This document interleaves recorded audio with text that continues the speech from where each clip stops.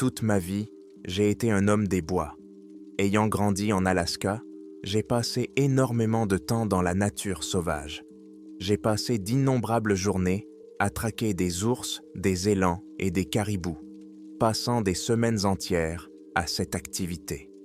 Conduire des attelages de chiens sur des rivières gelées et travailler comme guide lors de chasses difficiles m'ont appris des techniques de survie dont la plupart de mes collègues ne peuvent que rêver.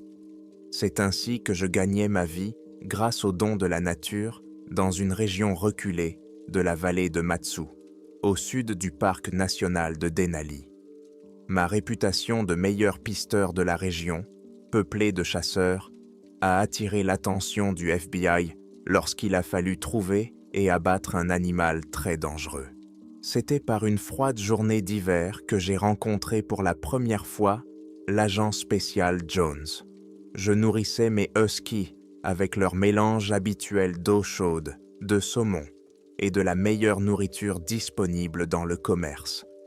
Alors que je marchais péniblement vers ma modeste cabane en rondins pour réchauffer mon corps gelé, j'ai entendu le vrombissement d'une motoneige qui approchait sur le sentier. Il était inhabituel d'entendre une motoneige un mardi, alors que tous les visiteurs étaient déjà rentrés chez eux. Alors j'ai patiemment attendu qu'elle passe vers l'ouest en direction de la ville. Soudain, elle a bifurqué vers le nord, dans ma direction, et 10 minutes plus tard, un homme de petite taille, vêtu d'une veste d'hiver pour la pêche et la chasse, est entré dans la cour sur une motoneige dernier cri. Les chiens, entendant cette étrange machine entrer dans la cour, se sont mis à aboyer et à hurler joyeusement. L'homme avait manifestement très froid. Il a rapidement coupé le moteur à 2 temps et s'est approché de moi.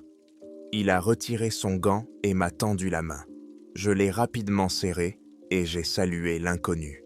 « Agent spécial Jones », s'est-il présenté. J'ai regardé l'homme et j'ai tout de suite compris qu'il n'était pas dans son élément. Ses mains froides, son nez rouge et ses tremblements constants m'ont tout dit.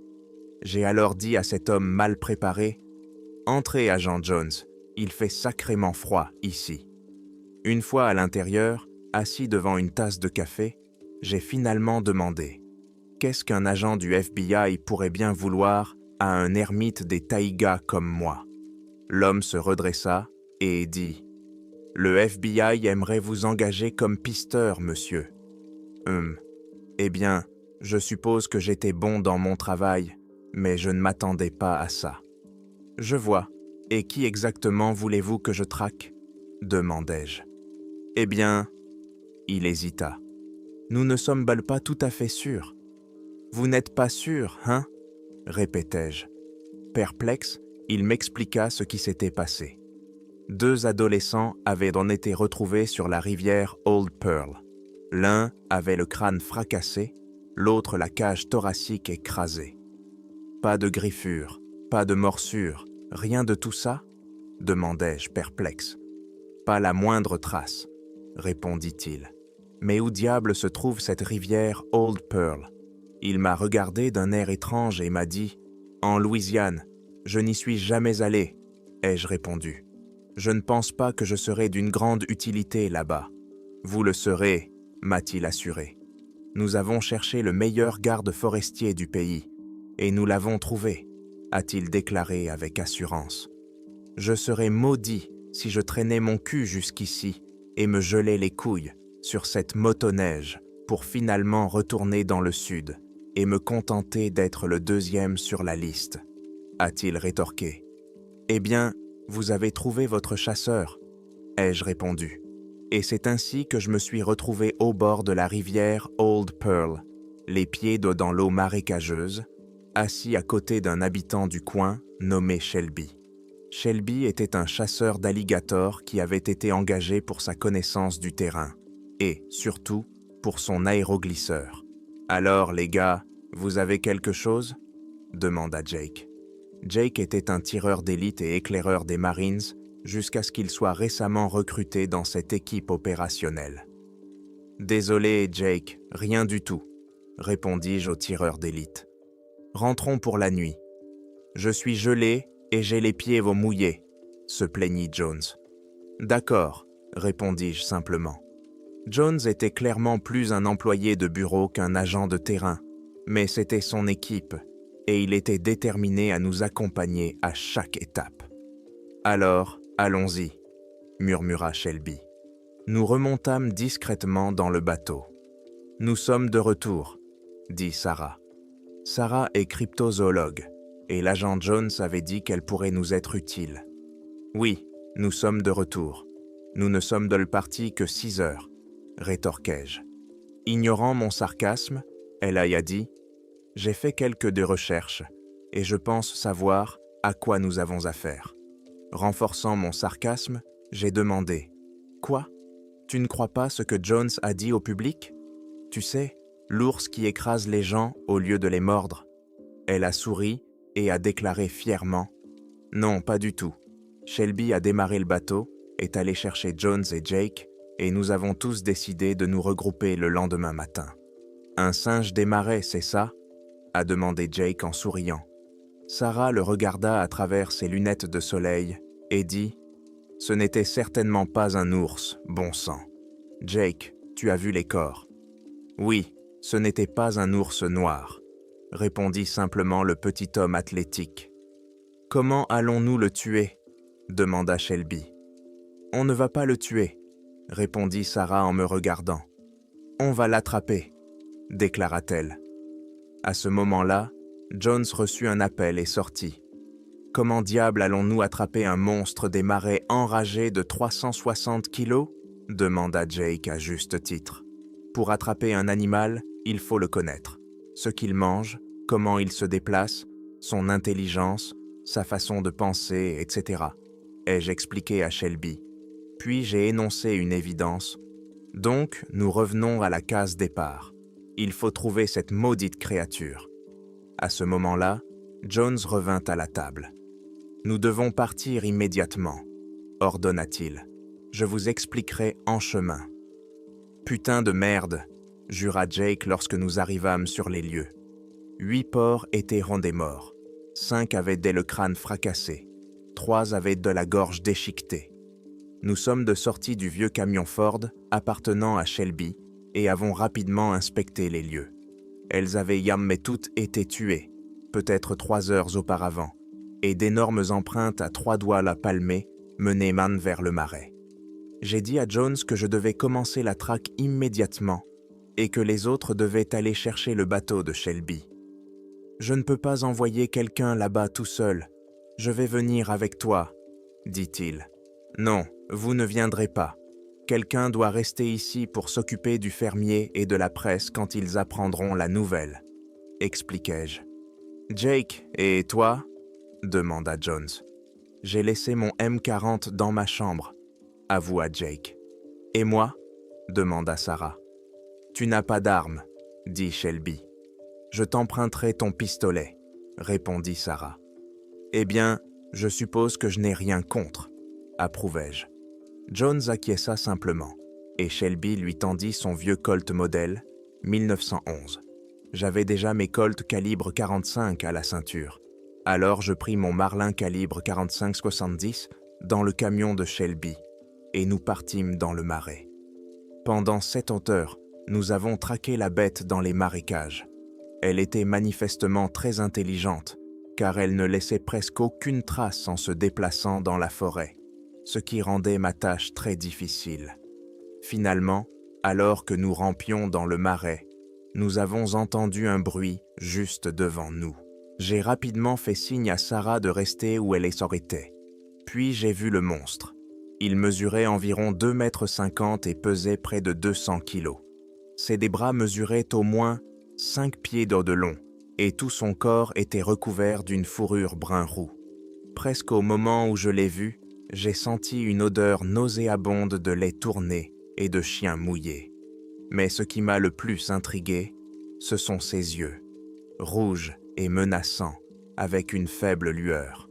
J'ai appuyé la crosse de mon fusil contre mon épaule et j'ai visé. Sarah a légèrement serré ma main droite. « S'il te plaît, ne fais pas ça », m'a-t-elle supplié. J'ai croisé son regard et j'ai baissé mon arme. Avec un léger soupir, le monstre a poussé un hurlement profond et puissant, puis a continué son chemin dans les profondeurs du marais. Cette nuit-là, allongé dans mon lit minable de motel, je me demandais pourquoi je n'avais pas abattu le monstre.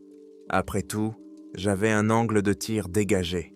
Même si j'avais dit à Jones que je n'avais pas utilisé le calibre 45-70, j'aurais pu l'abattre avant qu'il ne comprenne ce qui lui arrivait. J'en suis venu à la conclusion que je n'avais pas tiré, parce que Sarah m'avait demandé de ne pas le faire. Sarah, elle était comme ça. Tout ce temps, elle essayait de l'attraper, pas de le tuer.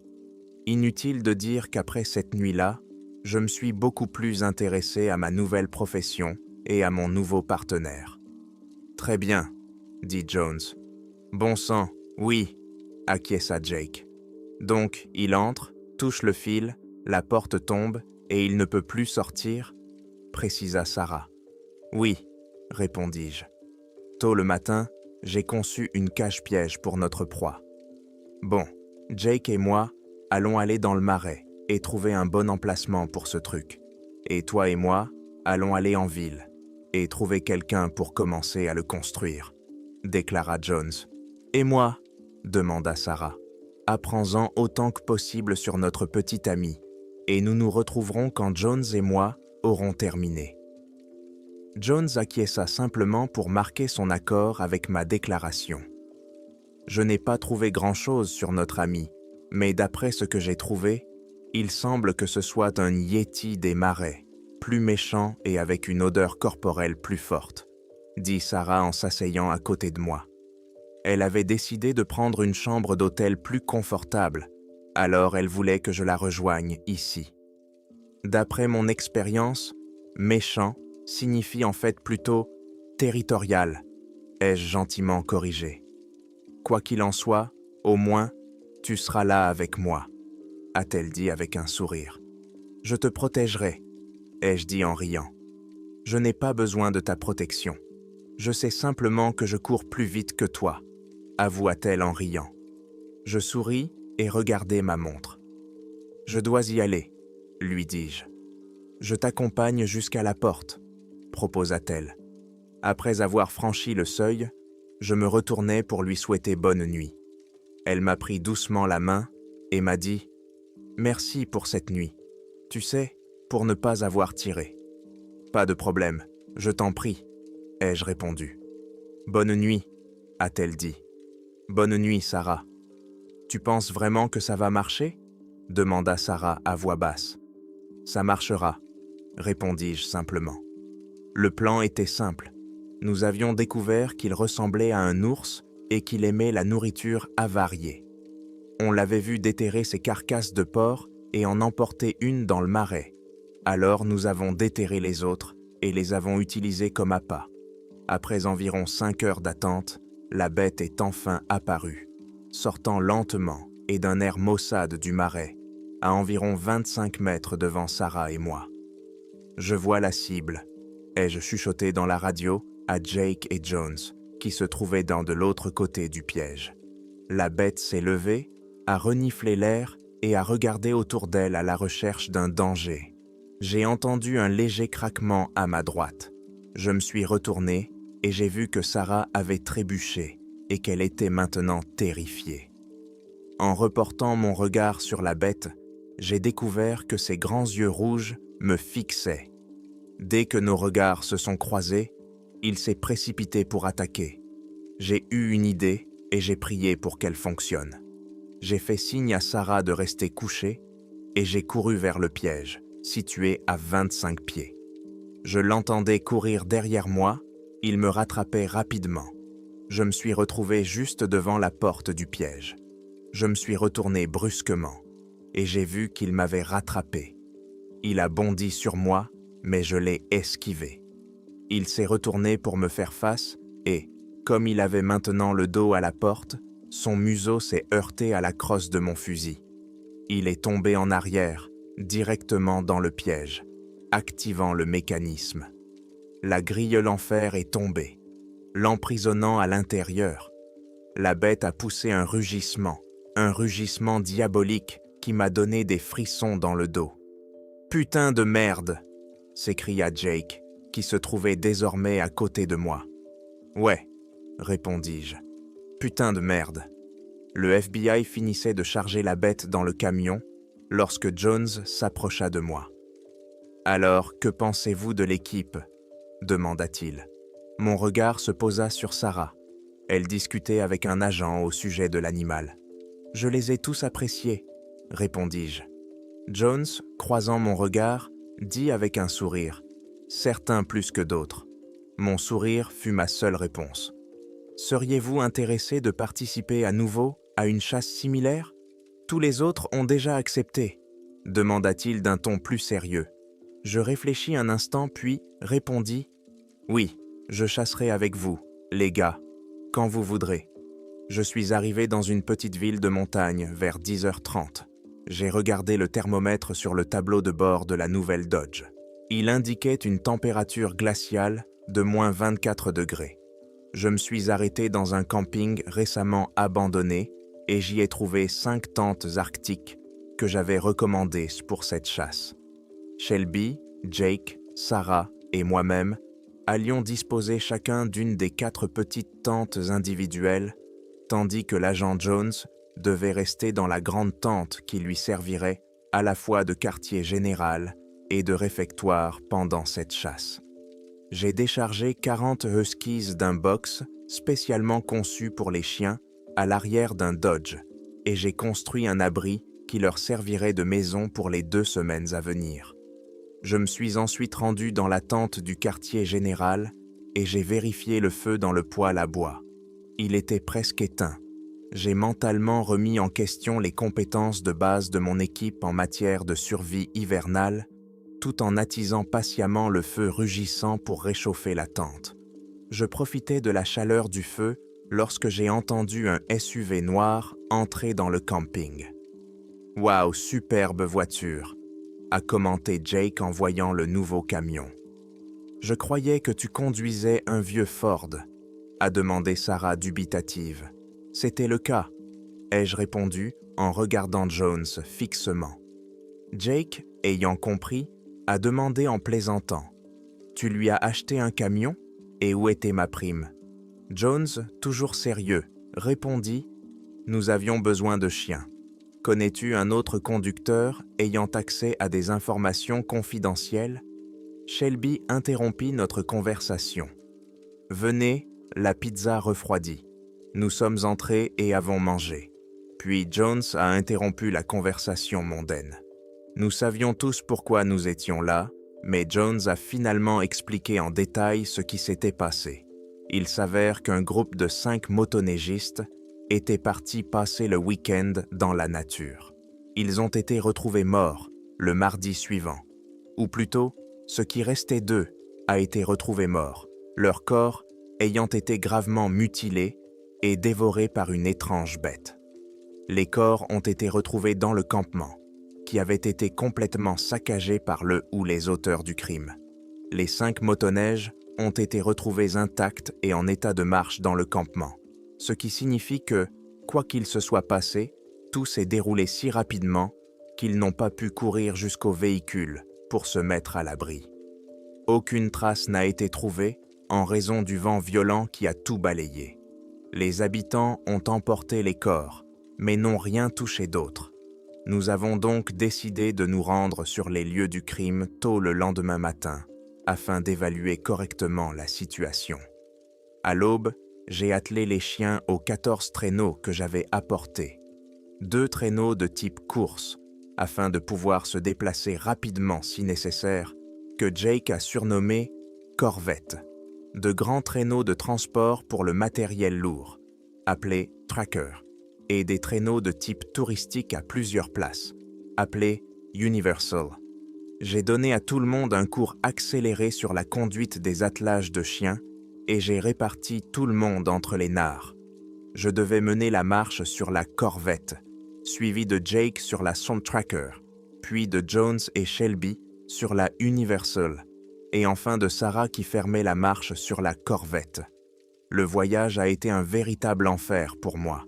Jake se plaignait constamment de ne pas avoir eu la corvette, tandis que Jones n'arrivait pas à rester assis.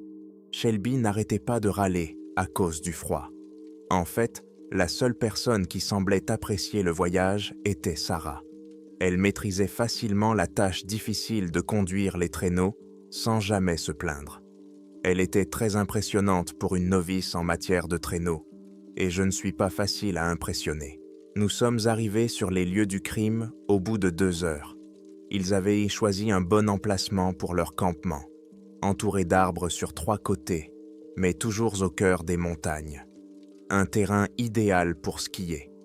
J'ai rapidement inspecté le petit campement. Il y avait 3 petites tentes arctiques équipées de petits radiateurs au propane pour se réchauffer. Il était évident que les victimes étaient un groupe composé de 2 femmes et 3 hommes. Les tentes s'étaient effondrées sous l'effet d'une tempête de neige la nuit du meurtre. Mais en entrant dans la dernière tente encore debout, j'ai trouvé une douzaine de canettes de bière éparpillées sur le sol et un autre paquet de 12 dans un coin. J'ai creusé la neige et trouvé les restes d'un feu de camp. Il avait brûlé jusqu'à ce qu'il ne reste plus que des cendres, ce qui m'indiquait qu'il s'était éteint de lui-même et n'avait pas été éteint, ce qui signifie que les touristes devaient donc être éveillés au début de l'attaque. Jones s'approcha de moi. « Que pensez-vous qu'il se soit passé ? » Quoi que ce soit, cela a frappé si fort et si vite qu'ils n'ont même pas pu atteindre leur motoneige.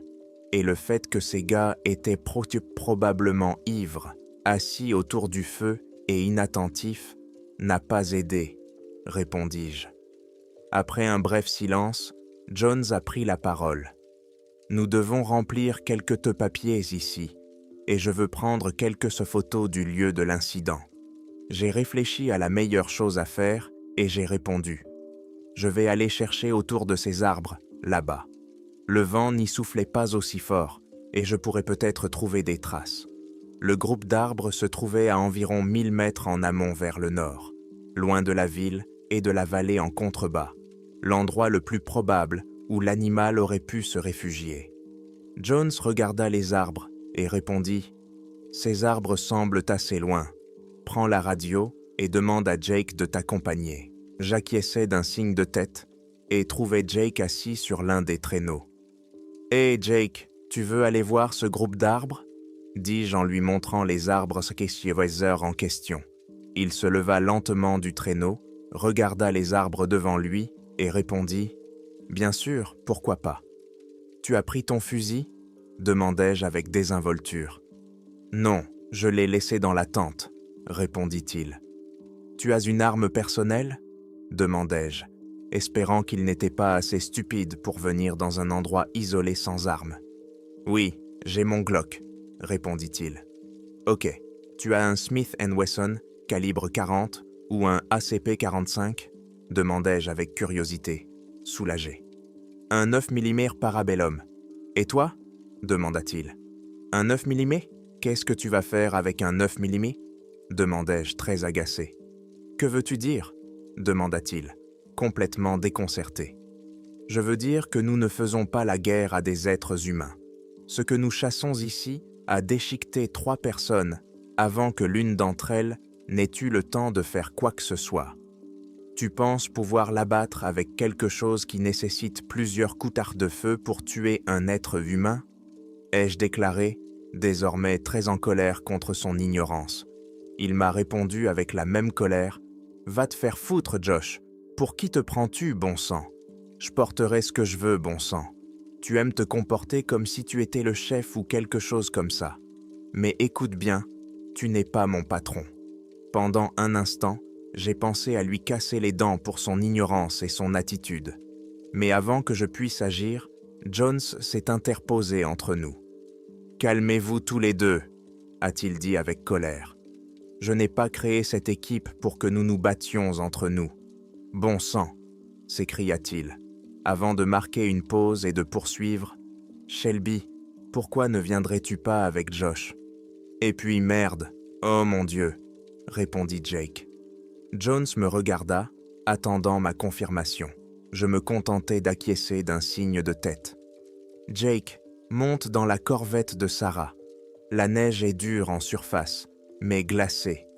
Nous devons mettre des chaussons aux chiens pour protéger leurs pattes, ai-je ordonné à Jake. Il a hoché la tête une fois, en signe d'accord.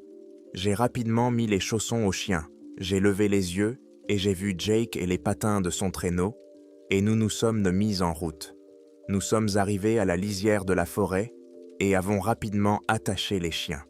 Je me suis approché pour aider Jake et j'ai vu une petite tache de sang sur la patte d'un de ses chiens de tête, remarquant également qu'une des bottines manquait. « Bon sang !» ai-je dit avec une irritation évidente. « Quoi ?» a demandé Jake. En y regardant de plus près, je constatais qu'il avait mal enfilé plusieurs chaussons qui pouvaient donc facilement tomber. « Tu as mal enfilé ces fichus chaussons, » répondis-je. « Je suis désolé, » dit Jake d'un ton sarcastique. Je secouai la tête et répondis « Je pense que je vais corriger ça. Ce sera plus efficace. »« Va te faire foutre, » répondit-il. Je me dirigeai vers la forêt et il me suivit peu après.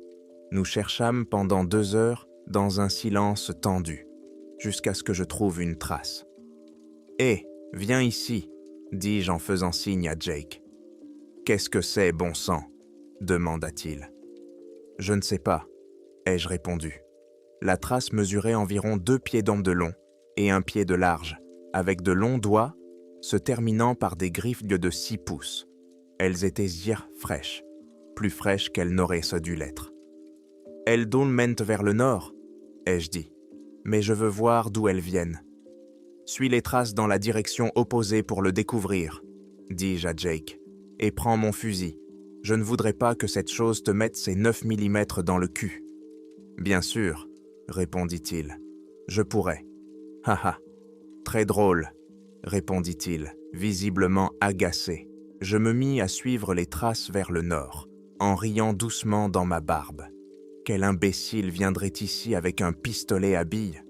Jake ne me semblait pas être un idiot, mais je me surprenais maintenant à douter de mon partenaire. Même s'il portait un petit pistolet et un fusil inadéquats, il aurait au moins dû savoir marcher en toute sécurité. Mais non, cet imbécile avait laissé son fusil au camp, et je me retrouvais seul avec mon Colt calibre 45. Bien qu'il fût adéquat, il n'avait pas la portée et la puissance de feu de mon 45-70. Ma tirade intérieure fut interrompue par un léger mouvement du coin de l'œil. Je me retournai rapidement dans cette direction, m'accroupis et fixai mon regard. La bête escaladait une falaise abrupte à 250 mètres, à 10 heures de moi. C'était trop loin pour en être sûr, mais elle semblait mesurer au moins 3 à 4 mètres, avec quelque chose qui ressemblait à des cornes d'1 mètre de long poussant sur sa tête. Il finit par atteindre un petit rebord et, au lieu de s'éloigner, se mit à regarder la vallée en contrebas. Je sortis lentement mon pistolet de son étui, sachant qu'il serait inutile à une telle distance, mais le poids familier dans ma main m'apaisait. Heureusement, la bête ne me remarqua pas, se retourna et plongea dans une grotte peu profonde. Je descendis rapidement et prudemment de la montagne. Je finis par rejoindre les 2 traîneaux à chien garé, où Jake m'attendait. « Où diable étais-tu passé ?» m'a-t-il demandé en me rendant mon fusil. « Je l'ai vu, » ai-je répondu. « Vu quoi ?» a-t-il demandé avec curiosité. « Comment le saurais-je » ai-je répondu. Nous avons rapidement préparé les traîneaux à chiens et nous sommes dirigés vers le campement détruit, où tout le monde attendait notre arrivée. Jones commença à poser des questions. « Vous vous êtes perdus tous les deux ?»« Non, nous avons trouvé quelque chose, » répondis-je. « Quoi donc ?» demanda-t-il. « Des traces qui viennent de cette crête, » répondit Jake en montrant une haute falaise à environ 1 kilomètre à l'ouest. « Elles sont fraîches ?»« Elles datent d'1 heure ou 2, » ai-je ajouté. « Je suppose que tu l'as suivi ?» m'a demandé Jones. « Oui, je l'ai suivi, » ai-je répondu. « Qu'as-tu trouvé ?» ?»« Je ne sais pas vraiment. » Il a rapidement hoché la tête. « Sarah !» cria-t-il. Je décrivis rapidement la créature à Sarah pendant que nous préparions notre équipement pour partir, répondant à toutes ses questions, Puis nous retournâmes rapidement à notre campement. J'allumai un feu dans la tente de Jones, personne d'autre ne pouvait le faire, pendant que Sarah commençait à rechercher des informations sur ce que j'avais vu. Je décidai d'interroger Jake plus en détail sur ce qu'il avait vu. « Hé, Jake, tu as mentionné que tu suivais des traces qui menaient à cette crête. Que peux-tu m'en dire ?» demandai-je. « Oui, ces traces menaient directement à cette crête et, eh bien, j'ai eu l'impression qu'il nous observait, » répondit-il. « Il nous observait, c'est ça? Il doit être assez intelligent, ai-je constaté. »« Je me demande pourquoi, » a demandé Jake sans s'adresser à personne en particulier. « Quand les loups reviennent vers leur proie, ils s'assoient à distance et observent avant de s'approcher de la carcasse pour s'assurer que personne ne l'a dérangé. S'ils voient de quelque chose qui cloche, ils l'abandonnent. C'est trop risqué pour eux, répondis-je. Oui, si cette créature vaut quelque chose, elle est intelligente, commenta Sarah en retournant dans la tente. Qu'est-ce que tu as sur lui? Demandai-je. C'est assez effrayant. D'après ce que tu m'as décrit, je pense que c'est ce qu'on appelle un Wendigo, répondit Sarah. Qu'est-ce qu'un Wendigo? Demanda Jones. J'en ai entendu parler par certains guides locaux, et ils disent que le Wendigo est une sorte d'esprit de la forêt, ou quelque chose comme ça. Ils disent mais que le Wendigo incarne le mal du cannibalisme. Si un homme en mange un autre, il devient un Wendigo. Ils disent mais que le Wendigo peut rendre un homme fou, puis le posséder, le poussant à avoir envie de chair humaine. Le Wendigo peut souvent incarner la faim intense, le froid et tout mal en général, mais on m'a toujours dit que ce n'était qu'une légende, ai-je déclaré au groupe. Mais notre ami n'a possédé personne et personne n'a mangé personne, donc ça ne colle pas, a fait remarquer Shelby. La science nous dit que la plupart des légendes ne sont en fait que des versions exagérées de la vérité, a déclaré Sarah. D'après ce que j'ai appris à leur sujet, ils ressemblent beaucoup au Yeti, mais en plus maigres et plus grands, a-t-elle ajouté. C'est donc le cousin esquimau du Bigfoot? Demanda Jake avec assurance. En quelque sorte, confirma Sarah. Comment pouvons-nous l'attraper? Demanda Jones. C'est une créature des cavernes. Il faut donc attendre qu'elle quitte sa grotte, installer un piège à l'intérieur et attendre simplement qu'elle revienne. Mais il y a un problème, dis-je. Lequel? Demanda Jones. La méthode du piège dans la caverne. Elle fonctionne avec un ours ou un loup quand ils partent chasser. Mais cette créature part chasser les humains, répondis-je. Nous allons fermer toute la zone aux humains, prétextant un risque d'avalanche ou quelque chose du genre, dit Jones. Josh, dessine un croquis du piège. Je vais demander aux locaux de commencer immédiatement sa construction. Puis j'ai besoin que tu ailles dans la nature et que tu dises à tout le monde de rentrer chez eux. Je ne veux pas que quelqu'un d'autre soit tué. Emmène quelqu'un avec toi. Il m'a donné cet ordre, j'ai simplement hoché la tête et je me suis mis au travail. C'était un bon plan. J'ai dessiné un croquis simple d'une grande cache-piège et j'ai envoyé Jones en mission.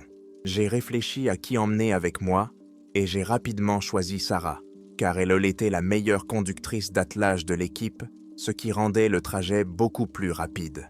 « Sarah, tu es occupée ?» ai-je demandé.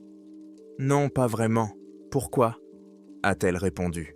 « J'ai besoin de quelqu'un qui sait vraiment conduire un traîneau pour m'aider à évacuer la zone. Je voulais te demander si tu voulais y aller, » ai-je dit. « Bien sûr, laisse-moi prendre mon équipement, » dit-elle.